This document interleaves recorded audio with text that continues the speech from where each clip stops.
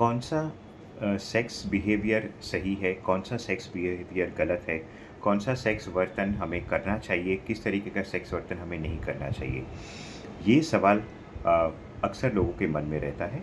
मैं हूं एंकर उत्तम और सेक्स रिपोर्ट में आज हम इसी को लेकर चर्चा करेंगे।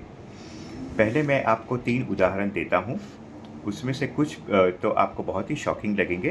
पहला ये है कि एक ऐसी संस्कृति है जहाँ पे लोग जो प्रेमी होते हैं वो अपने नाक रगड़ते हैं।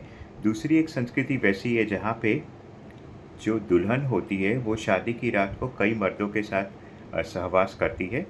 और तीसरा ये कि कुछ ऐसी भी संस्कृति है जहाँ पे माता-पिता अपने बच्चों को हस्तमैथुन सिखाते हैं, यानी कि तरीका सिखाते हैं। अब ये सब सुन के हम लोग को बहुत ही शॉकिंग लगता है, क्योंकि हमारे समाज में ऐसा नहीं होता है। क्योंकि एक समाज में ऐसा नहीं होता है और दूसरे समाज में ऐसा होता है, तो हम लोग बहुत ही शॉक्ड हो जाते हैं। लगता है कि भई ये क्या हो रहा है?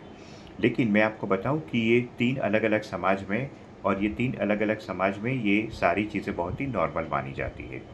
तो कहने का तात्पर्य ये है कि पूरी दुनिया में कोई भी एक ऐसा माने रूल नहीं है जो हर एक समाज या हर एक कल्चर के लिए लागू है। तो हमें अलग-अलग कल्चर के बारे में सुनना चाहिए और कोई फैसला हमें कायम नहीं करना चाहिए कि ये सही है या गलत है।